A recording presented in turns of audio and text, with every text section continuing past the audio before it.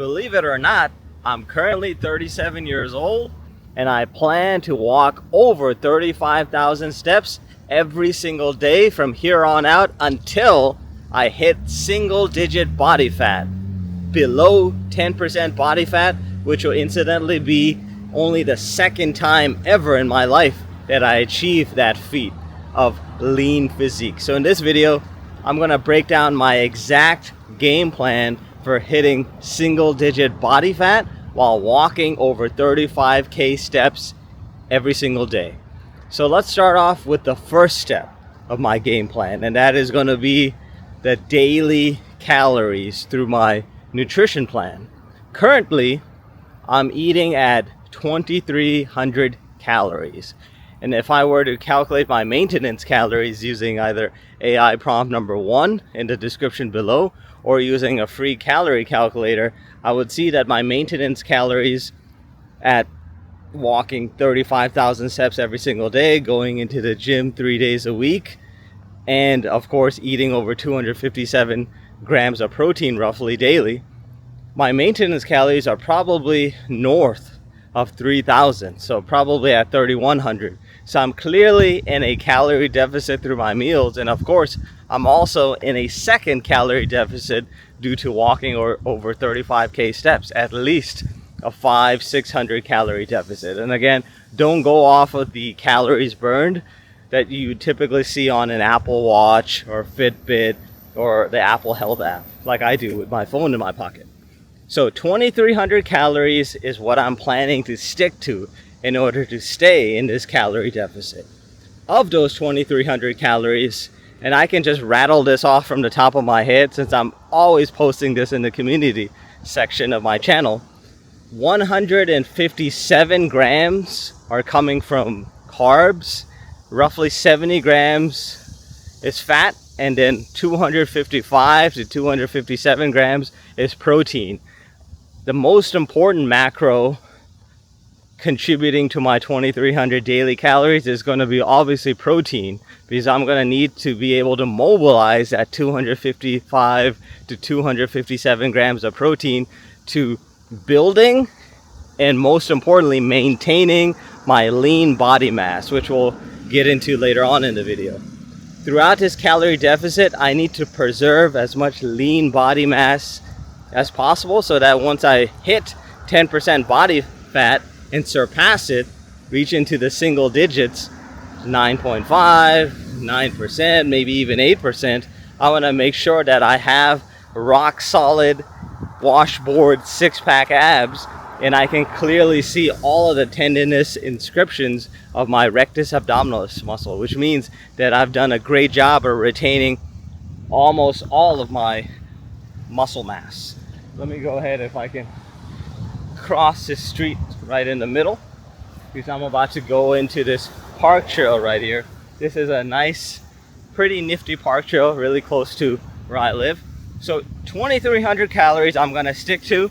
I am not going to slash these calories. I will not grow impatient throughout this calorie deficit, which is a mistake that I've made, especially in my very first calorie deficit, which I talked about I think it was this week when I talked about how I hit 9.7% body fat when I first got into the routine of walking over 20,000 steps a day.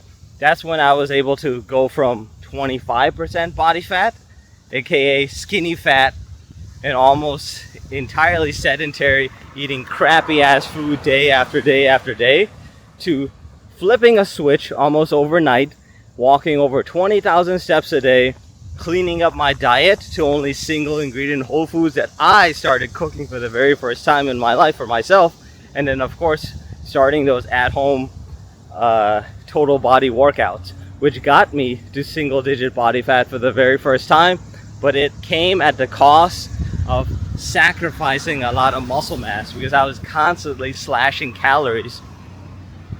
At one point on a weekly basis, I was hitting maybe like 2,000 calories one week, then 1,900 the next week, 1,800. So I was basically going down by 100 calories at one point every single week. I will not do that this time around. And in order for me to not only reach single digit body fat within a realistic timeline within this year, and hang on to as much of my lean body mass as possible, I need to stick to 2,300 calories and 255 grams of protein throughout this deficit. So that is step number one. Step number two, and this is probably going to be the most important for all of you daily walkers out there, high volume daily walkers, is going to be to stay and ultimately go above 35,000 steps walked every single day. So 35,000 steps, I've been able to get to this level, not overnight, right?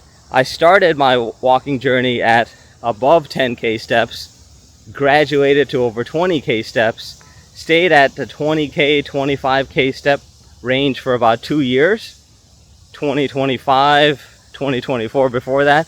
And then once I got a walking treadmill at home, that's when I really started to pump it, crank it up, and get consistently above 30K steps every single day. And now, through a combination of indoor walking, walking while eating, and of course these outdoor walks, which enable me to get you guys some daily walking talks every single day, which I'm very grateful that you guys are enjoying and chiming in with your comments, questions on a daily basis. But now I'm able to not only walk over 35,000 steps a day, which I've been able to do on a consistent basis since July 1st. Since July 1st, every single day, I think I'm in the middle of a 52-day streak, if I'm not mistaken.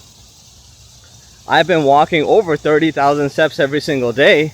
And just in the month of August alone, I've not only maintained my streak of walking over 33K steps every single day, but I've actually averaged above 36,000 steps in the month of August. In this week alone, I've been consistently hitting and averaging over 38,000 steps every single day. In fact, I've already had 2 days where I walked over 40,000 steps. In fact, yesterday, I believe by the time I went to bed, I was able to cross 41,000 steps, which has barely ever happened before. Maybe in 2025, I was able to have one like all-time record day where I crossed 44,000 steps. That's my all-time best, by the way. I'm not, one of these people out there who've cranked out a 50K step day or a 60K step day. But that's definitely in the future. That's definitely in the cards for me. I do want to knock out 50,000 steps or even 60,000 steps a day. But I want to get there, at my own pace, organically, naturally. I don't want to be pushing myself. I want to be consistent at averaging over 35,000 steps a day, because this will allow me to maintain this calorie deficit that I've built up through my activity level alone. I'm already in a calorie deficit through my daily nutrition, right? Eating at 2,300 calories when my maintenance is probably like 3,100 calories. So in at least an 800 calorie deficit due to my meals, tacking on to that an additional 500 calories or 600 calories I'm getting through walking over 35K steps. I obviously don't want to go and dip below 35,000 steps. Now, a question that some of you guys might be rearing up to ask me right now is, won't I start to experience some fatigue, some body aches as I continue to walk over 35,000 steps while being in a calorie deficit? As long as I remember to stay hydrated and make sure that I'm not electrolyte depleted, I will be able to avoid what most people experience when walking at that high of a level. So people who are probably crossing above 20,000 steps and don't have a lot of experience consistently walking over 20,000 steps will commonly complain of knee pain, heel pain, general body aches, and generally feeling fatigued because they're not sufficiently hydrating themselves and they're not paying attention to their nutrition, aka making sure that they get enough protein. For men, I recommend over 200 grams of protein a day. For women, I would say above 150 grams of protein. and making sure that they're sufficiently hydrated, aka drinking above a gallon of water every single day. Currently, I'm averaging anywhere from 145 to 156 fluid ounces of water, which is clearly north of 1 gallon of water. And of course, I'm supplementing with electrolytes. I was previously or currently still taking Element electrolyte packs, which I drop into my third serving of water in the morning before I go to the gym or before meal number 2. But I've actually, this morning, I got a recommendation from one of my loyal followers. I think his name is Sebastian. So shout out to you, Sebastian, for recommending the Santa Cruz electrolytes.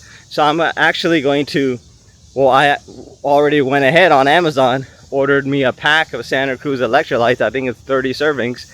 And it's actually 0 calories. The same electrolyte profile as the Element electrolytes and 0 calories. So it doesn't have any of the citric acid or the natural flavors contributing extra, useless calories.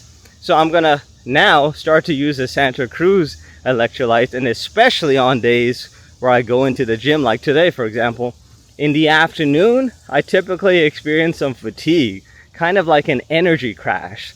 So to avoid that exhaustion in the afternoon, that energy crash, I'm gonna supplement my pre-dinner pint of water with at least 1 serving of that Santa Cruz electrolyte powder. So that should be able to allow me to have enough energy to take my dogs outside and then pace around my living room as I'm knocking out my community post, which I always remember to upload to the channel before going to sleep, giving you guys an update on how many steps I walked, the meals I ate, and in general, my progress in my very own fitness and daily walking journey.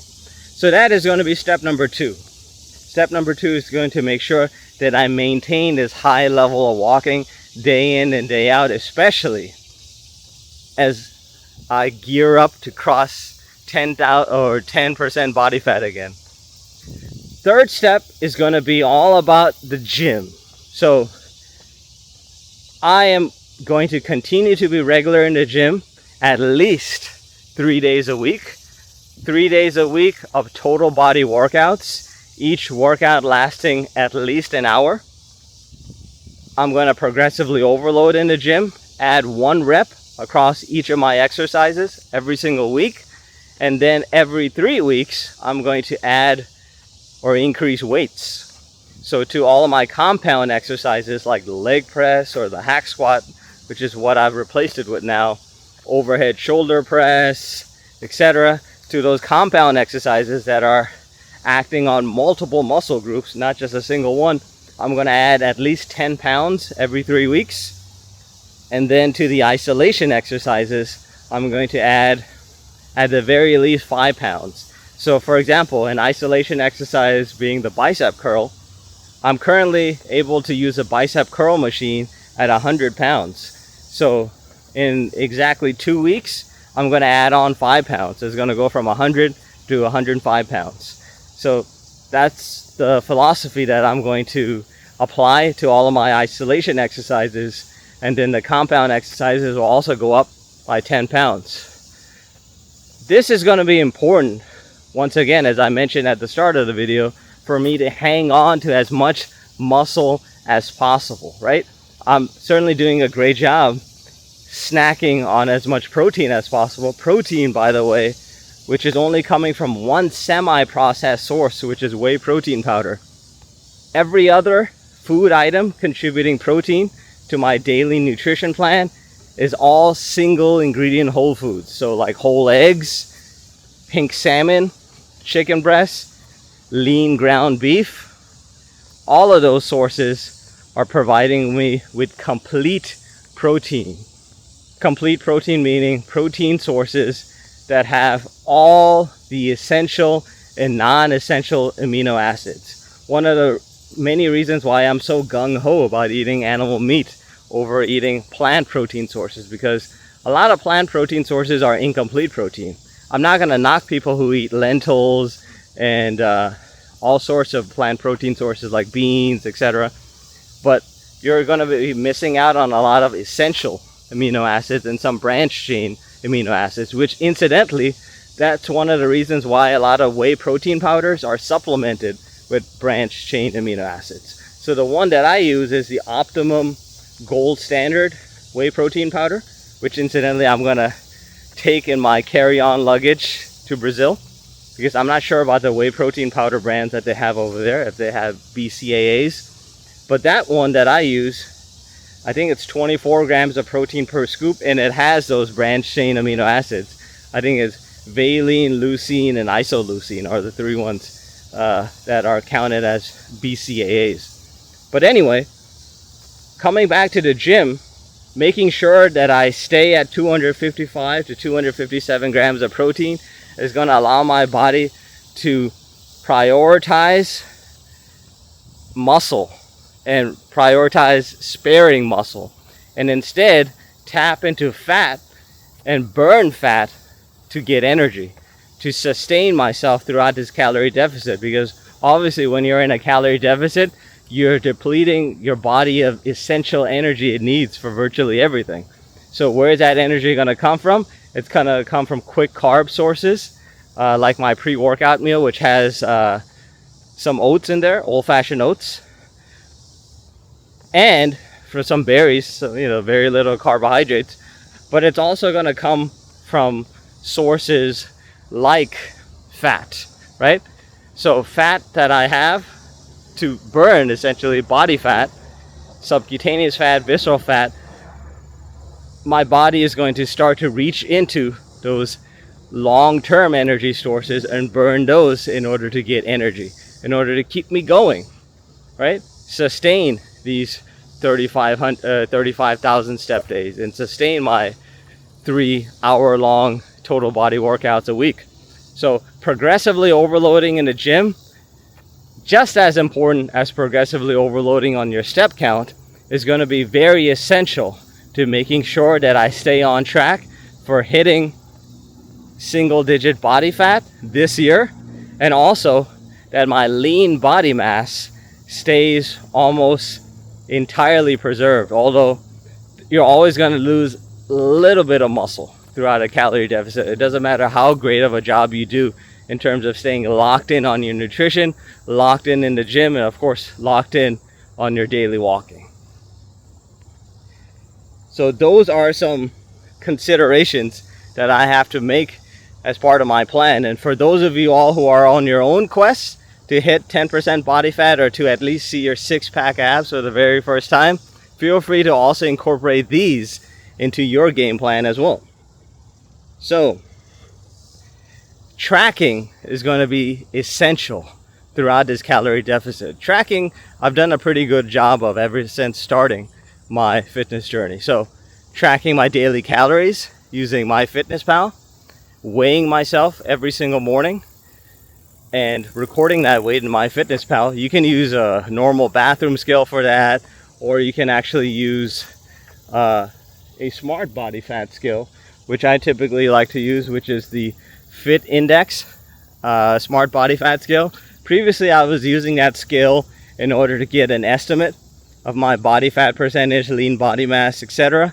But I figured out, especially as I start to pack on muscle during this most recent cut, my weight is not moving and my body fat percentage is not being updated as well in that smart body fat scale. So instead of relying on that smart body fat scale in order to get a measurement of my body fat percentage, I'm instead going to switch over to the 3-point caliber, or the 3-site caliber method, which will essentially require me to get a set of body fat calipers, which I already ordered from Amazon, number one. Number two, I'll use those calipers on a daily basis to get a measurement of my chest fat, belly fat, and thigh fat, and then plug those into two equations, a Jackson-Pollock equation to get my body density, and then take that body density and plug it into the Siri equation to get an estimate of my body fat percentage. Incidentally, those body fat calipers that I ordered also come with a body fat chart. which is, you know, it has a measurement on one side of the chart. It has your age and of course your body fat percentage. And it also has different gradients of colors, which tells you if you're in the lean body fat range or the ideal body fat range, overweight, etc.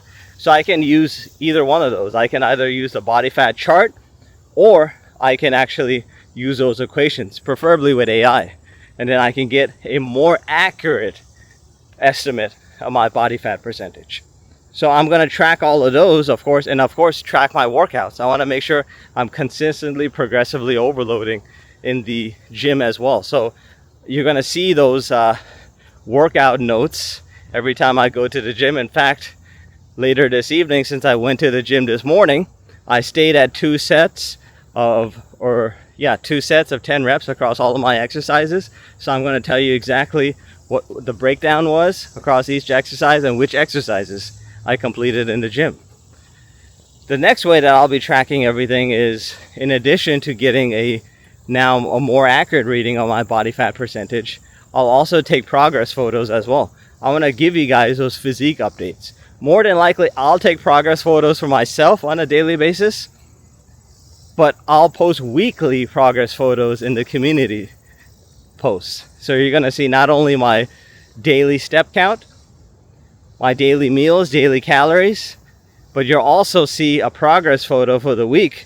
Maybe on Sundays, maybe on Mondays, I'll figure that out, with the body fat score that I get from doing the 3-site caliper test. So yep, you guys are about to get even more updates than what you were expecting to get from subscribing to the Acestar Fit channel. So if you haven't already subscribed, go ahead and subscribe for daily updates, and now for daily walk and talks, but also subscribe to get frequent updates on my own journey to hit 10% body fat. So you're going to see that as well in the community posts. And finally, in terms of how long it's going to take for me to hit 10% body fat, frankly, I don't want anyone, especially a follower of this channel, to be overly concerned about time and duration and how long it takes for you to actually hit 6-pack abs or achieve a lean physique, even though it might be the first time for many of you.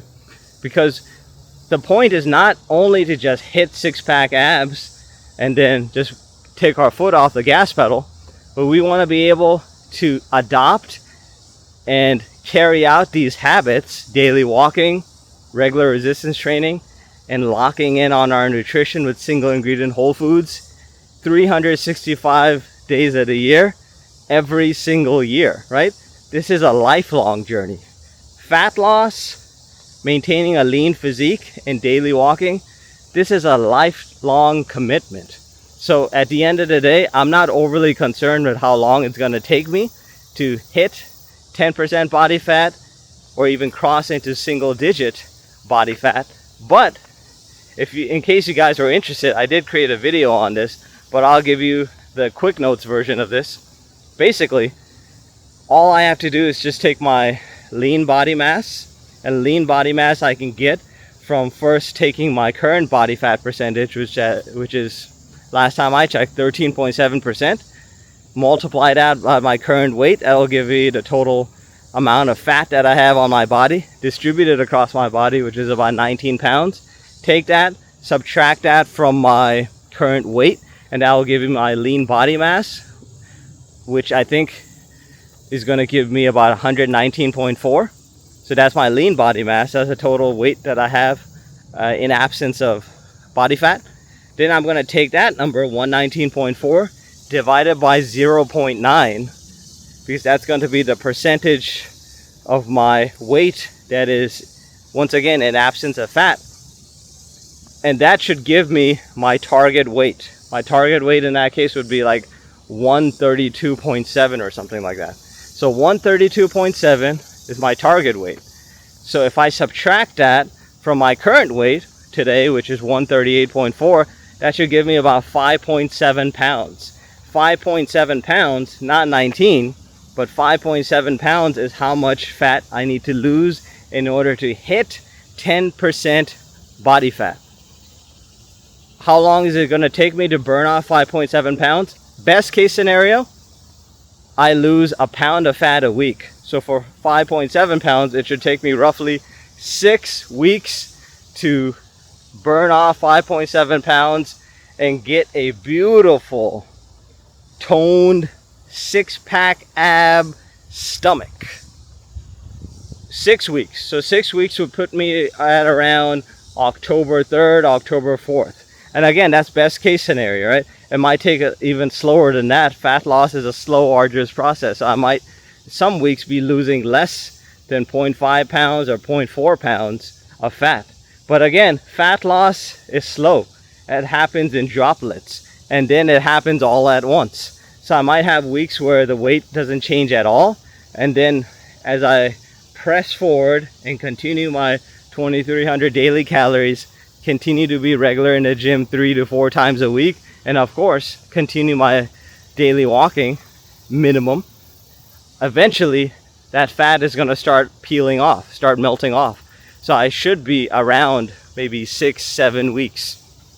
Worst case scenario, 12 weeks. But again, we're not overly concerned about how long it takes us. Eventually we'll get there. If we stick to the process and stay zeroed in, locked in on all of these steps, and just focus on the process and not the destination, we'll not only reach 10% body fat or single digit body fat percentage, but we'll be able to stay there year round.